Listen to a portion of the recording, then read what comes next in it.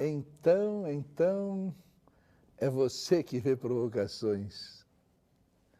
Tudo bem, estamos aqui, vamos dialogar, vamos ver sua cabeça, seus pensamentos, se ainda ajuda você, porque você nos ajuda muito. A gente fala assim para ser gentil, hein? Você não ajuda muito em nada.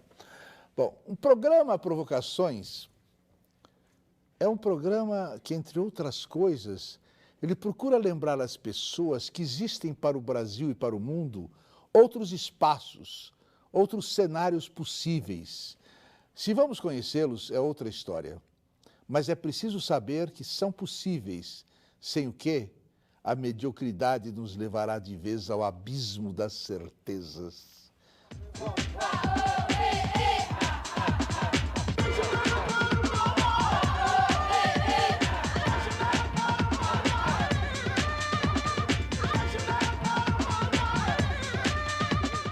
Está aqui hoje um grande conhecedor de espaços, um grande conhecedor de cenários possíveis. Ele é advogado, economista, diplomata. Vocês perguntarão, pô, mais um? Pô, não, esse é diferente. Porque ele não fala economês, não fala diplomatês, não fala globalês. Ele fala, sim, da luz no fim do túnel do terceiro mundo. Ele é Adriano Benayon. Adriano Benayon. Diga uma coisa para quem nos vê. O que é a tragédia do terceiro mundo?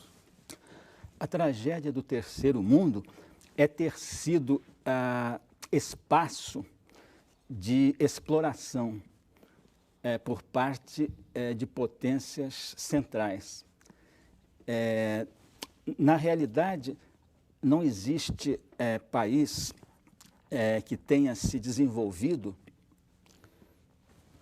que seja, portanto, desses que orgulhosamente é posto ali, chamado de primeiro mundo. Não há nenhum desses países que tenha sido objeto dessa exploração, dessa ocupação do seu espaço e, pior, da sua cabeça. Há que libertar-se do centro para que o próprio país se torne um dia centro. Você tem essa esperança? Essa questão do futuro não é bem comigo. E o profeta, a meu ver, o profeta é aquele que entende o presente. Agora, o que vai acontecer no futuro depende do que as pessoas façam, se entenderem, se tiverem entendido o presente. Bom, já que você está quebrando mitos, quebre também o de que o Estado é, por natureza, incompetente. Perfeitamente. Na maioria dos países que são hoje desenvolvidos, em todos eles, até os que se dizem os mais importantes símbolos da chamada iniciativa privada, em todos eles, é só pesquisar a história desses países e vai se ver que neles sempre o Estado foi preponderante na construção de uma economia próspera e diversificada. E o Brasil quer fazer exatamente o contrário. Está querendo privatizar tudo. Está querendo o que está querendo fazer o Brasil? Na minha opinião, o último presidente que o Brasil teve que tentou razoavelmente defender os interesses do país foi Getúlio Vargas. E foi destituído por pressão externa faz 51 anos. Mas e a ditadura, Getúlio? Eu não me preocupo com isso. Mesmo porque fala-se muito em democracia, mas para haver democracia nós temos que construir aquele equilíbrio social. O Maquiavel, todos já sabiam disso. Se você não tiver um bom número de ricos e de classe média, você não pode ter democracia. Se a riqueza for privilégio de meia dúzia, e no nosso caso é pior, porque essa meia dúzia cada vez é menos brasileira e mais estrangeira. É outro aspecto.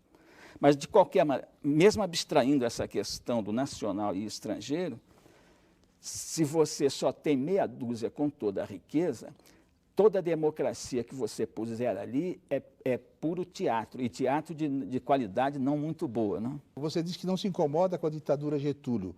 Também não se incomodou com a ditadura militar? Por vezes. Traduza. Me incomodei muito no começo porque o primeiro governo militar foi transado por interesses estrangeiros. As transnacionais que haviam entrado com os incentivos absurdos do governo títere que surgiu após o Getúlio e depois também com o Juscelino, quer dizer, elas tinham entrado aí, começado a entrar em grande escala aí, e o que acontece com o governo militar? Rebenta-se com grande parte das empresas nacionais para que o terreno seja ainda mais facilmente ocupado pelo capital estrangeiro. Com isso, matando, torturando, também todas as coisas que a ditadura militar fez. Exatamente. Essa área terrível, chamada Fazenda e Banco Central, aquilo é o que os franceses se chamam em francês uma chasse gardée. Qu'est-ce que ça veut dire? É uma área de caça reservada. Ali só caça o proprietário. É área reservada, né? Chasse gardée, quer dizer, caça guardada, né? Quer dizer, essa área chamada Ministério da Fazenda e adjacências, né? Secretaria do Tesouro, Planejamento, às vezes, né? E Banco Central, essa área é do poder financeiro mundial, anglo-americano. Isso aí, não sei se nem com o Getúlio ele conseguiu preservar totalmente disso. Mas vamos dizer tranquilamente, de 54 para cá, que essa área sistematicamente é ocupada por gente controlada de fora do país. João Goulart, não? Também. Lamentavelmente, também. Menos. Pode ser menos, mas, por Brizola, exemplo, Santiago Dantas, por exemplo, esse negócio de dizer que é esquerda não adianta. Eu não tenho preconceito, nem essa coisa de direita, esquerda. Quer dizer, é o que as pessoas dizem e são ideias. Você não tem preconceito entre nazismo? Não, nazismo é outra coisa. Mas, quer dizer, direita, esquerda, eu não tenho tanto preconceito. A direita não cai para o fascismo? Não necessariamente, como a esquerda também não necessariamente cai para os seus extremismos, né? Aliás, é um papo que eu gosto até de evitar, porque essa coisa, sabe por quê? Sabe por quê? Mas eu não evito, não, sabe por quê? Porque exatamente essa dicotomia, essa briga de esquerda e direita, ela é um instrumento fantástico nas mãos do poder que nos domina. É possível crescer sem uma reforma agrária? É possível, mas não é recomendável. Cresce muito melhor e muito mais equilibradamente com uma reforma agrária, além de que é um instrumento importante também desse processo, que é o pressuposto do que eu chamo de uma verdadeira democracia, se houver. E por que nós, desde crianças, ouvimos falar que vai ser feita a reforma agrária e ela não é feita? Bom, porque como o processo é todo aí telecomandado para o subdesenvolvimento, eu não me surpreendo que não se faça reforma agrária como não se faz qualquer outra reforma de interesse do país, como essa reforma financeira, né? Uma democratização do espaço também. Que o latifúndio, é interessante isso, né? Porque o latifúndio a gente visualiza, né? Porque a terra é extensa. Você diz assim, fulano de tal tem 50 milhões de hectares, né? A pessoa visualiza, porque é uma coisa material. Agora, precisa entender isso também no espaço, que é de outra dimensão, do espaço, por exemplo, da empresa industrial ou de serviços técnicos, por exemplo, né? ou financeiro, nos bancos. Quer dizer, é um espaço também em que você pode ter concentrações imensas de poder. Quer dizer, uma indústria, ou um grupo, ou um cartel, um oligopólio formado por algumas indústrias, controlando o mercado todo, explorando todo mundo da forma mais indecente. Mas a exploração desse sem terra não é pior? É a mesma coisa, eu vejo. La même chose? La même chose. Explica aos jovens, então, o que é globalização. Globalização, no conceito atual, no conceito que está aí, é uma nova forma livre comércio, que foi a doutrina britânica do século XIX. Porque naquela época ainda não, as condições técnicas ainda não permitiam que uma empresa industrial, por exemplo, fosse produzir, fosse ser o dono do capital industrial em outro país. Então, o principal agente da periferização era o comércio. Então, teoria do livre comércio, né? Que é sempre feito pela potência dominante, porque ali o Estado faz engordar os privados, aí os privados deixam de ser privados, passam a mandar no Estado. Esse é o fascismo. Muito bem. A partir desse momento, estamos no imperialismo, que faz coisas incríveis, né? Fez um saque na Índia e em várias partes do mundo, absolutamente fora de série. Também está relatado nos meus trabalhos. Muito bem, então, onde é que nós estávamos chegando mesmo? Eu até já me perdi. Globalização. Globalização, pois é. Então, atualmente, a globalização é uma, como é que eu vou dizer assim, é uma gazua que faz abrir todos os espaços. Por exemplo, propriedade industrial, então você fica obrigado a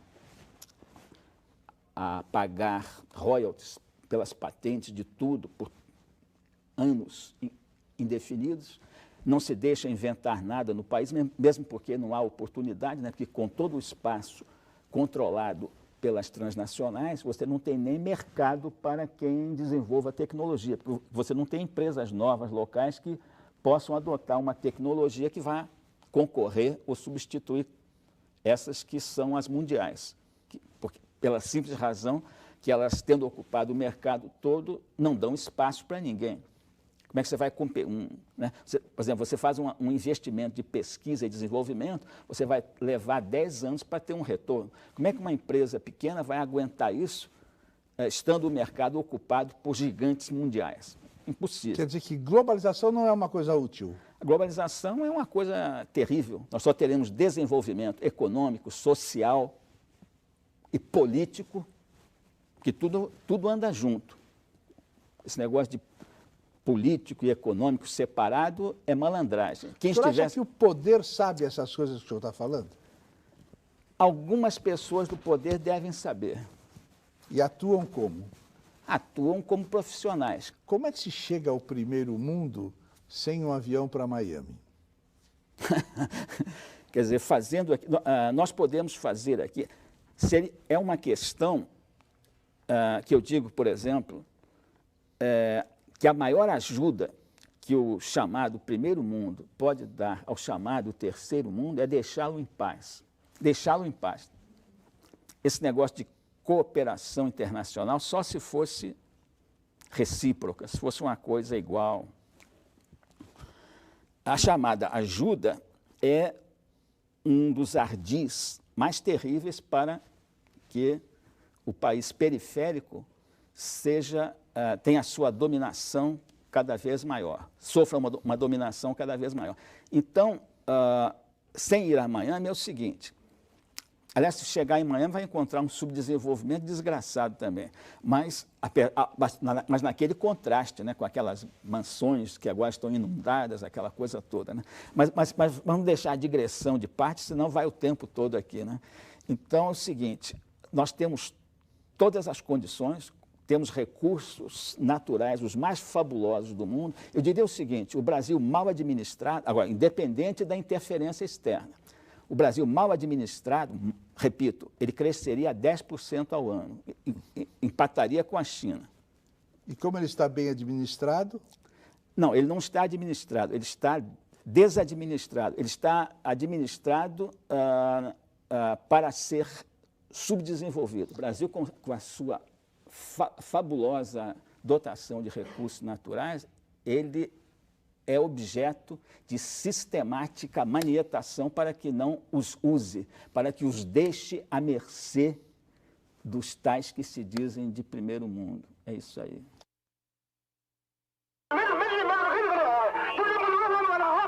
Adriano, o que é um democrata, hein?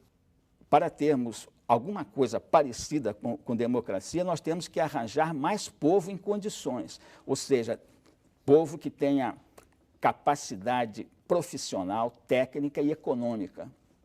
Então, você vai arranjar povo para poder exercer a democracia. Agora, você mantendo o povo, como eles dizem, ignaro, só no clientelismo, só ganhando ali, né? Ali ele vai ser massa de manobra. Então, isso aí não é democracia. Adriano, então vamos à filologia da palavra populista. O que é populista?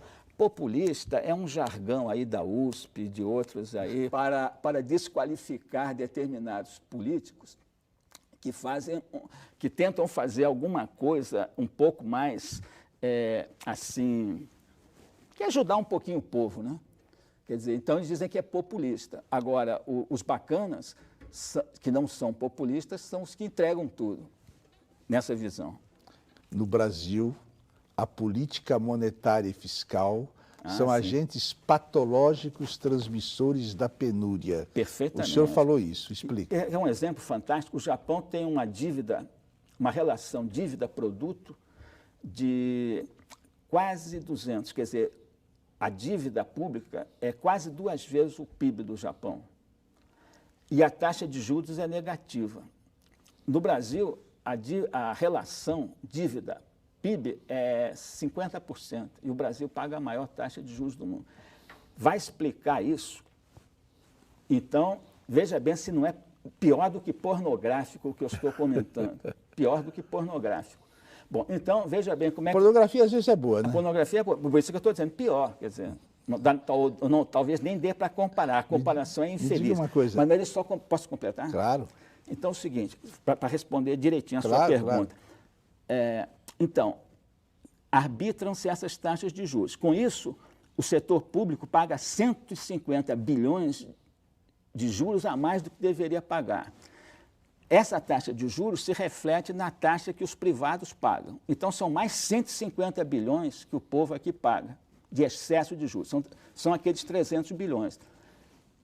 Esse dinheiro, veja bem, com 4 bilhões de reais por ano, você faria um investimento aqui, por exemplo, na energia de biomassa, que substituiria todos os combustíveis de petróleo em 10 anos.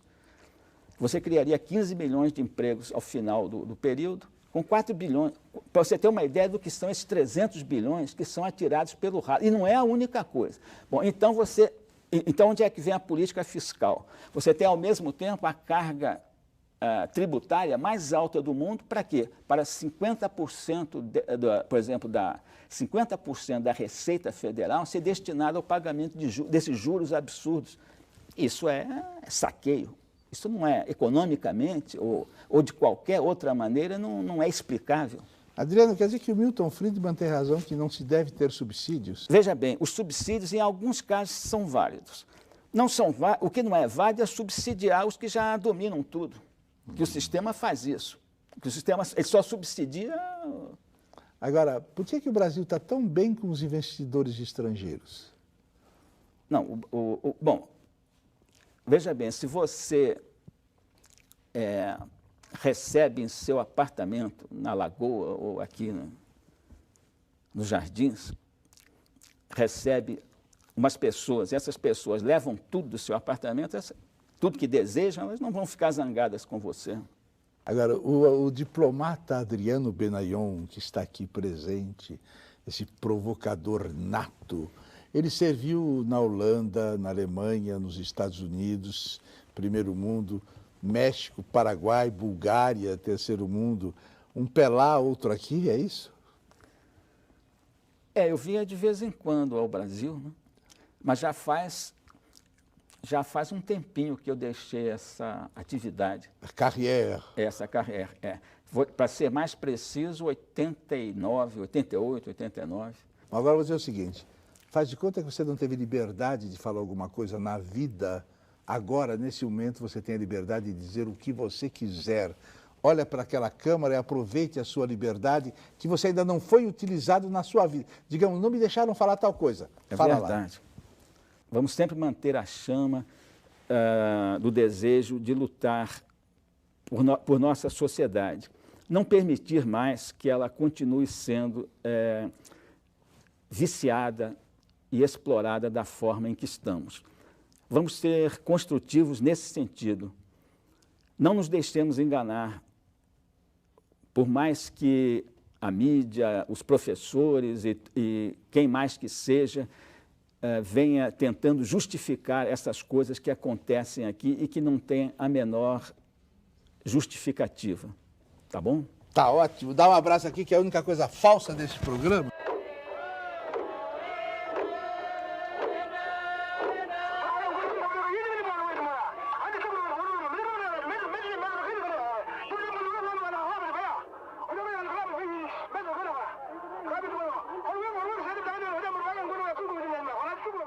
No entanto, não há nada mais brasileiro que um brasileiro. E o que intriga a maioria dos sociólogos que se dão ao trabalho de estudar essa charada que é o Brasil. Brasil, um país enigma. Por mais que paulistas, cariocas, baianos, gaúchos, mineiros, nordestinos sejam diferentes uns dos outros, há qualquer coisa que os identifique em qualquer lugar do mundo como brasileiros. É o espírito de independência, o apego à liberdade, que um dia acabarão por fazer realmente do Brasil um grande país.